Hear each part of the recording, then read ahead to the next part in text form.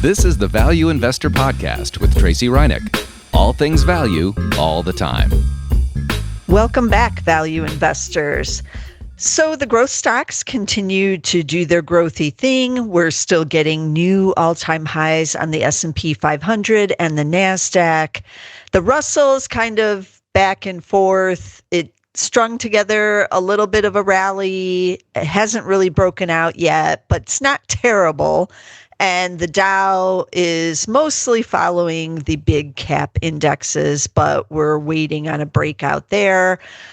So I know for value investors, at least for me, as things feel a little stretched out there again, given this massive rally and these new highs day after day, I know many of you are thinking, where is the value? Can we even find any value right now? And it is slimmer pickings. I'm not going to lie, definitely slimmer. But I feel like if you can't beat them, join them. So why not look for stocks that are cheap, but also do have the growth component?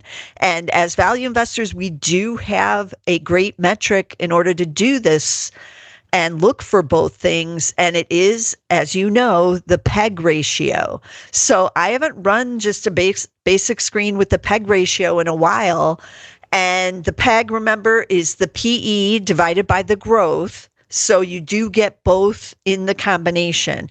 And as value investors, we want to get it cheap. And then with that growth, so we look for PEG ratios of 1 and under. Now, remember, the PEG ratio was invented by Benjamin Graham, the father of value investing, Warren Buffett's mentor and boss, who passed away in the mid-1970s now, but his legacy lives on. And he was the first major investor to talk about this thing called the PEG ratio, where you take the PE and then you add in the growth component to get the cheapness and the growth combination. And it's pretty rare.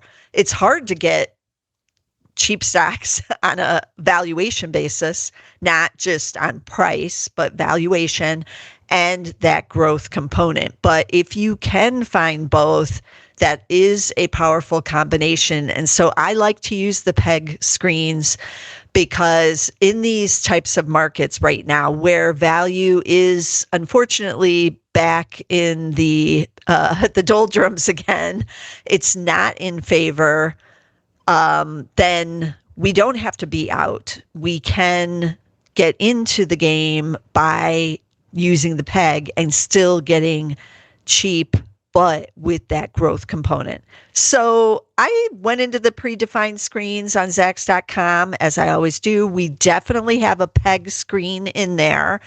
And I don't remember what it's called. Let me look. I think it just might be like the PEG ratio.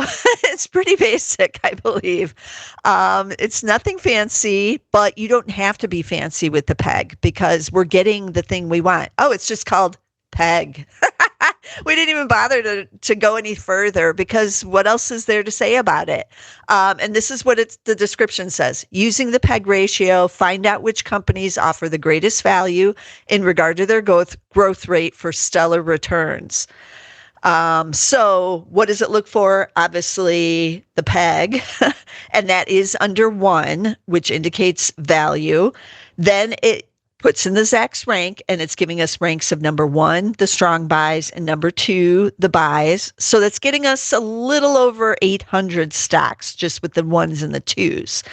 And then it does have this other interesting little component in here, the current average broker recommendation of, I think it's 3 and less, 3 and under. Wait, let me look just to make sure. It might be 2.5. Wait, it's not giving it to me. But either way, it's definitely under 3. Wait, let me see. Current average 2.5. So 2.5 and under on this current average broker recommendation, which is different than what the rank is. So keep that in mind. and it has to be above $5. So we don't want any of those penny stocks. We're not getting into like the cheap dollar meme stocks with this one, although some meme stocks are over $5, but many of them are not. So that's going to take away a little bit of the riffraff, and that's what we want.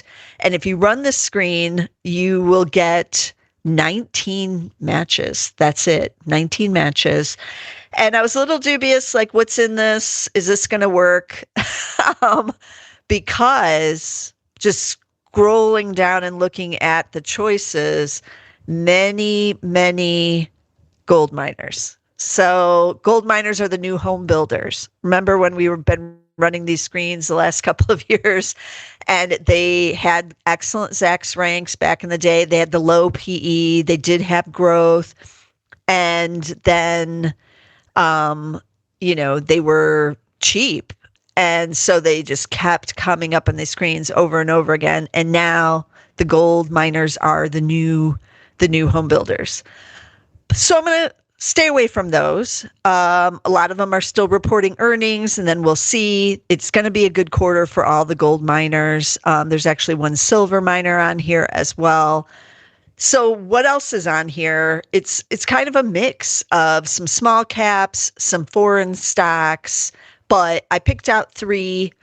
Two of them I've never covered on the podcast. So this is always interesting. And this is why I like to use the Zacks rank, because it can uncover these more hidden gems among the small cap stocks. So let's just dive right in. Okay, the first stock is one we have talked about in the past, and it is a foreign company, but very familiar, Adidas. So a lot of the shoe companies have been struggling. It's down, as I'm recording this on July 30th, almost 11%. Did they just report earnings? They did. So whatever's going on might not be good going forward if the stock's down quite a bit, but it is going to get cheaper on a PE basis. We've talked about this in the past when this shows up on with the peg. The PE of Adidas is about 26. So, you look at that and you're like, Tracey, that's not cheap. It's got a 26 on the PE, but this is the peg screen. So why do we have the peg under 1? And we do, of course, because that's why it showed up on the screen. And it's 0.5, 0.54 to be exact. So that can only mean that the growth side is kind of crazy. And looking at the EPS growth rates right now, and this is before any kind of new earnings report is factored in, it's showing 90% earnings growth for this year, but it's not a one-off because next year, 45% earnings growth. So that's what we're buying. And if it sells off even more than this 11% sell-off, then I would definitely have it on my watch list and be a buyer here on further weakness to get this kind of earnings growth. So I would, if I was an investor, though, on any of these shoe companies right now, because we've already heard from Deckers and then we heard from Nike earlier, is that tariffs are playing some havoc on what's going on. It's unclear what the consumer is doing. A lot of brands are having some branding issues. So just need to, check in, see what is going on with the actual branding. They could get the tariffs kind of under control, but are they raising prices? What is happening? And just on the second quarter for Adidas, they did say the brand grew 12% with strong increases across categories, channels, and markets. Gross margins even improved 0.9 percentage points to 51.7%. They did confirm full year guidance, taking into account elevated uncertainty due to U.S. tariffs and macroeconomic risks. Maybe the street wanted the guidance to be raised, given how good this sounds. But the fact that they're giving any guidance and then they're just confirming it, for me, having looked at a lot of these earnings reports now in the second quarter here, A lot are being cautious. There's a lot of balls in the air that they're dealing with, and it's just a lot of uncertainty. And they even say taking into account elevated uncertainty. So they are just confirming full year guidance. I'm okay with that if I'm going to continue to get this level of growth. Revenue growth was up 14% in the first half, with double-digit increases across all channels and markets. So that was just for the first 6 months. And so we'll see where Adidas goes from here. But I'm liking what I'm seeing here, and you get that cheap peg. So big growth, not quite as cheap on the PE side, but with any kind of further weakening in the share price, this is one for your watch list. Also pays a little bit of dividend, just a 0.67 yield. They're paying 76 cents, but that's at least something for your troubles as well. So that's Adidas, ADDYY. Keeping that one and actually all of the shoe manufacturers on my watch list right now because there still is a lot of uncertainty going on.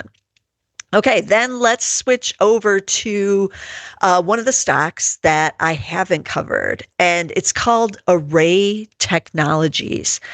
Ticker A as in Adam, RRY. ARRY. And they are in the solar side. So their tagline just says they're a global leader advancing the future of clean energy. But on the solar side, this is the renewals and all of that. Now, you might say that's a little risky right now because of kind of the attacks that are happening against renewable energy right now, and some of the incentives we've had to put some solar panels on homes and businesses are going away. But maybe that's why we're getting it really cheap, because, again, this should be cheap. Now, it is a small cap. That's why we've never really talked about it. Because, as I said, the Zacks rank will expose some of these small caps, and it is a number 2, which is the buy. It has a $1 billion market cap, so it is pretty small. Shares are trading down right now, as you might imagine, because there are these attacks on solar and renewables. They haven't reported earnings yet. That's coming in early August, so we'll see what that says. They're expected to grow earnings 10% this year and 34% for 2026. Will that hold?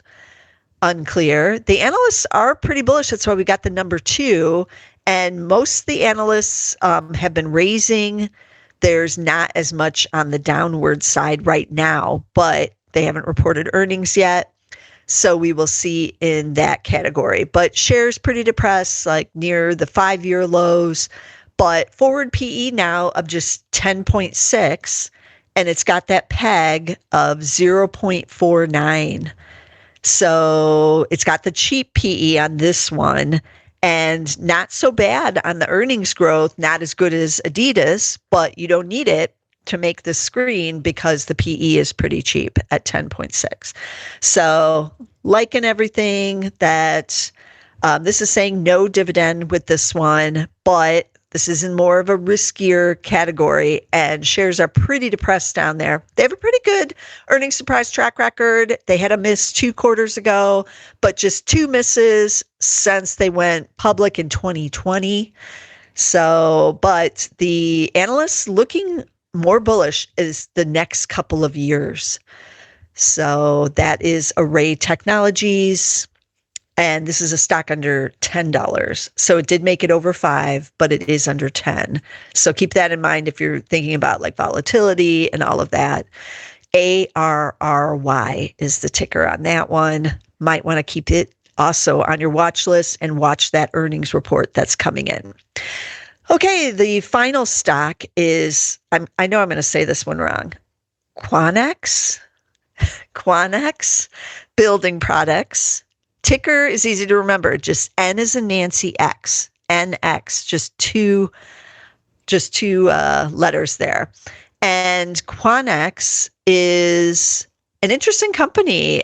This is one, again, I've not ever heard of before. They are a small cap as well. Market cap just under $1 billion at 918 million. So again, the Zacks rank is discovering a small cap stock here. Does pay a dividend yielding 1.6%. So 32 cents is the dividend.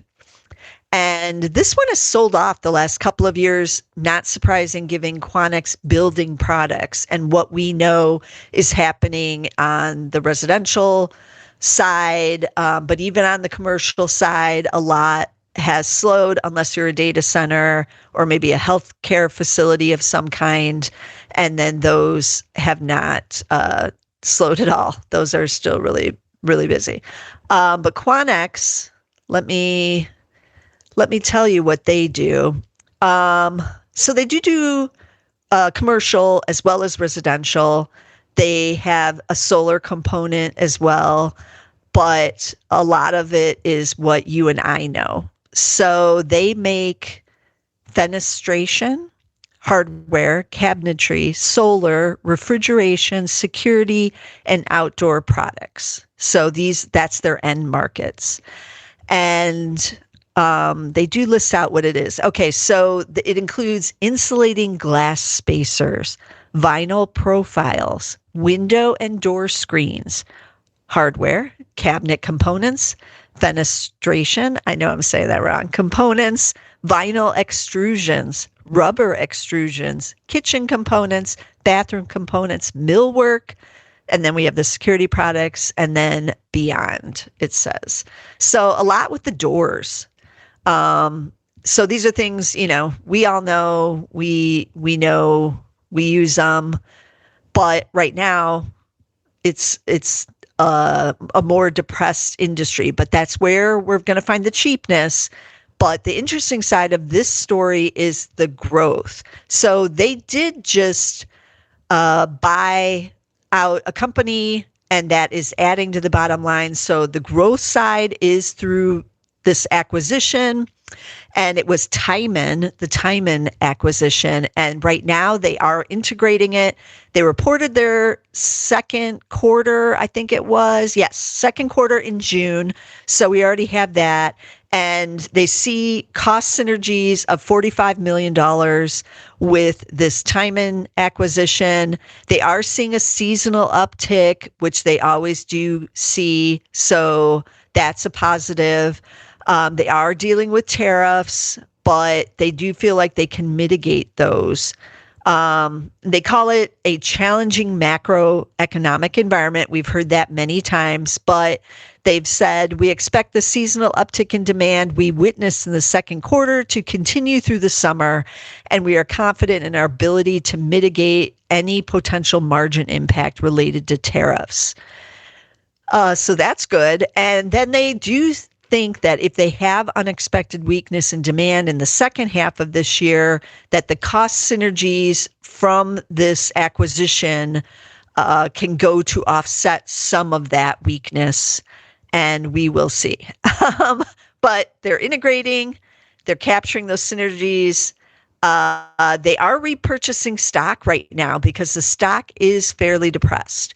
If you go and look at NX there, you will see it's at a couple of year lows. It's not at the 5-year lows, which were back in the pandemic, but it's kind of down there. And so it's not surprising that they decided to buy back some shares with this big share buyback plan.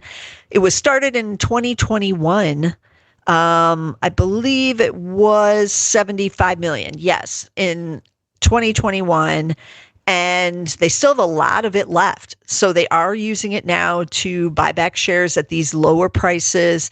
And they used 23.5 million in the second quarter. So they have 35.6 million remaining. So that's some good management there to kind of just keep the shares because they did have a surge in the share price and 5-year highs in 2024 before this big sell-off.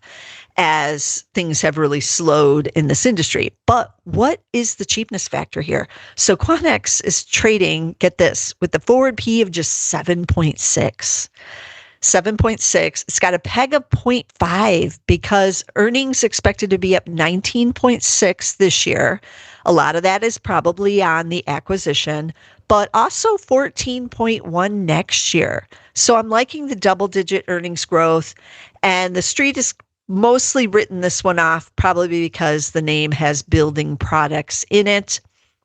And so they're really, and it's going to have some tariff impact, so they're really not paying much attention. It is a Zacks number 2 rank, which is the buy.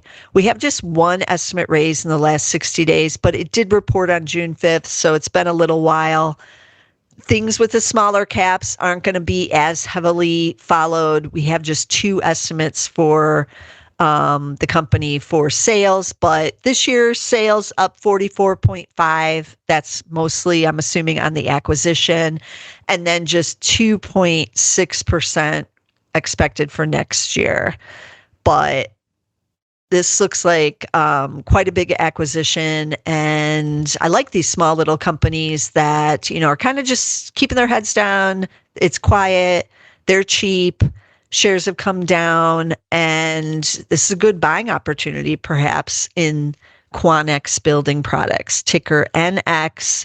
You will get a little bit of dividend for your troubles there, and so that is always helpful. Not as many small cap companies pay dividends, so if one does, I'm liking it. They've got the share buyback plan. If the shares were to weaken, they are a little bit off where they bought in the second quarter, a little bit over $18, and the shares are now right around $20. So we'll see if they continue with any of the buybacks here at these levels. But earnings definitely turned around. Excellent earnings surprise track record. All beats going back 5 years, but not as many analysts on this company. I do believe that they are Houston-based. Houston, yes. So down in Texas, check out Quanex Building Products, ticker N as in Nancy, X as in X-ray. Okay, I'm only doing 3 stocks. Keep an eye on those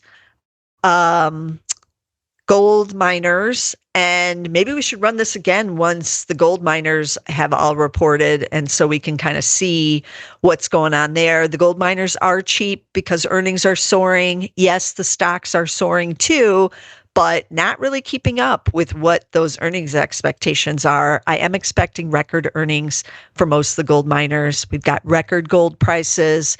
As long as they're getting out of the ground, it should be good. So I'm keeping my eye on those. And then otherwise, there are still some cheap stocks out there with these growth components. Check out Adidas, ADDYY, Array Technologies. If you're willing to get into the cheap side on the solar plays, ARRY is a ticker with that one.